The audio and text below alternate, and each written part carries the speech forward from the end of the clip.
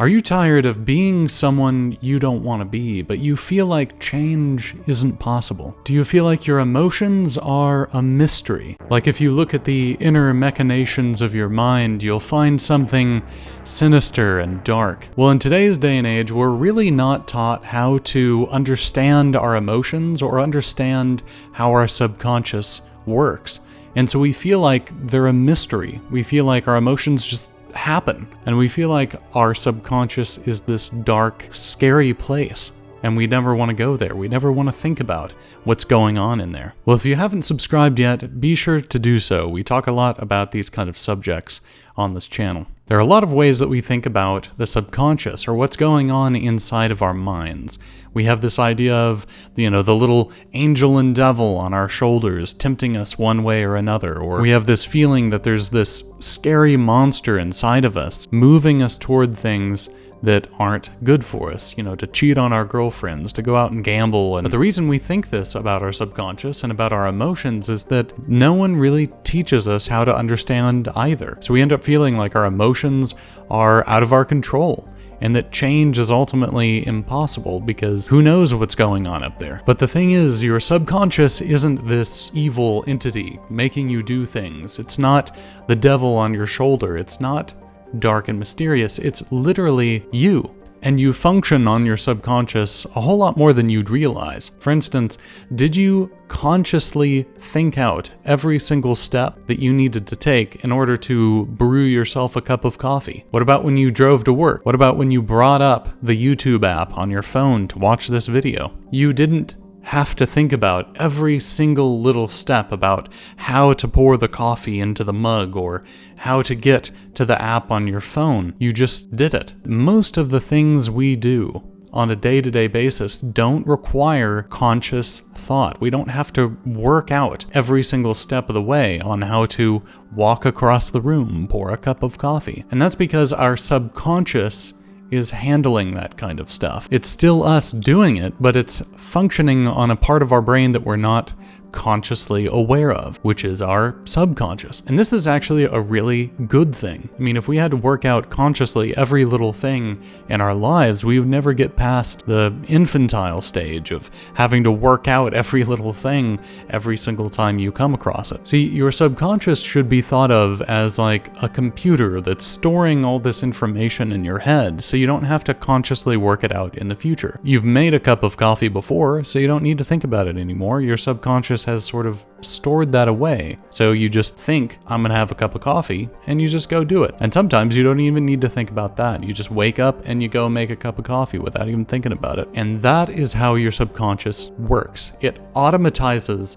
all these little things throughout your life to make it happen lightning fast, which is extremely handy when it comes to life because you don't need to consciously think about those things. Now you might be thinking, what does this have to do with emotions? And the thing is it has everything to do with emotions. Now let me explain. So when it comes to things like walking or making a cup of coffee or driving down the street, your subconscious has you covered. But the same thing goes for more complicated things, like assessments of things, whether something is good or bad for you. I mean, for instance, if you'll notice, when you see a friend of yours, do you need to really think about whether it's good or bad that you're seeing him? No, you think, hey, it's my friend. It's good to see him. What about when you see a massive bear charging at you? Do you really need to think about, is this good or is this bad? No, you don't need to think about it. You just immediately feel fear and the urge to run for your life. Now, this is the role of emotions. All emotions can be broken down to be essentially a positive or a negative thing, and it's your subconscious's stored assessments of things that are being relayed to you in an instant, so you don't need to think about it. When you see that guy you hate, you just feel hatred. You don't need to think about,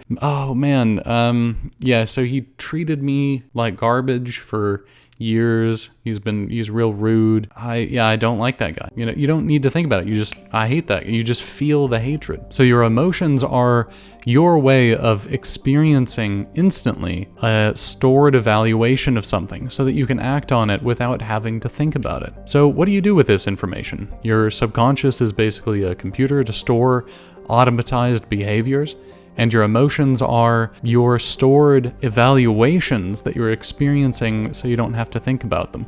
Well, this is the value of introspection. Introspection is all about looking inward to understand how your brain is functioning, how these automizations are set up.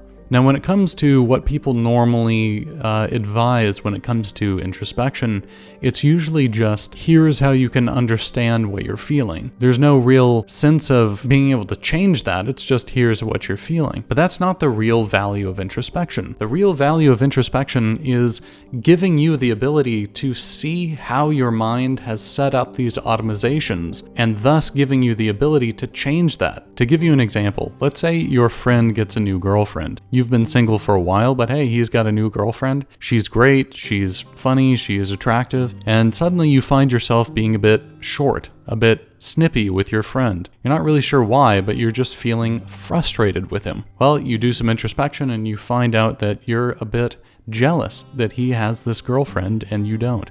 He wasn't even looking for a girlfriend, and you've been looking for years. Why does he have a girlfriend? Now, you see, this is what I would call a misplaced emotion. I don't think there is such a thing as an incorrect emotion. Sure, you shouldn't be feeling this jealousy toward him and acting in this jealous way, but calling it an incorrect emotion, I think, gives this idea of you should repress that jealousy, which is very bad. I call them misplaced because you're feeling this emotion for a reason. What you're really feeling is the frustration out of the inability to find a girlfriend yourself. And so when your friend turns up with one, when he's not even looking for a girlfriend, you end up feeling jealous, which is really that frustration being channeled at your friend. The real value of introspection allows you to see how this little operation is going on in your mind, why it is that you're feeling jealous about him. And it allows you to see, oh, I'm just feeling completely incapable of finding a girlfriend myself because I've been looking and he hasn't, and he just ends up with one, which then puts you in the position to do something about it rather than just being endlessly frustrated or being endlessly jealous of your friend and letting that eat away at you and destroy your friendship. Introspection gives you a tremendous amount of power over what you're feeling and why. And the final result of being able to see what it is that you're feeling and why is the ability to change that. In other words, to change how you respond to things. It gives you the ability to change who you are as a person. So for instance, if you are getting jealous at your friend for having a girlfriend, instead of just continuing to be a jealous person, that being your personality quirk, you can just change that about yourself. So instead of being jealous, you are instead happy for him. You're happy for your friend. Introspection gives you the ability to understand what you're feeling, why, and how to gain control over it. Now, I've been working on a introspection guide for well over a year now, and if you want to hear about when that comes out, be sure to go in the description below and sign up for our mailing list. If you do, you're going to get a freebie that gives you 5 tips on how you can gain more confidence. It's really good. I hope you check it out. And if you haven't already, be sure to hit the subscribe button so you don't miss out on when this guide comes out and more videos like this one. If you like the video, drop a like, and I hope to see you next time. Thanks.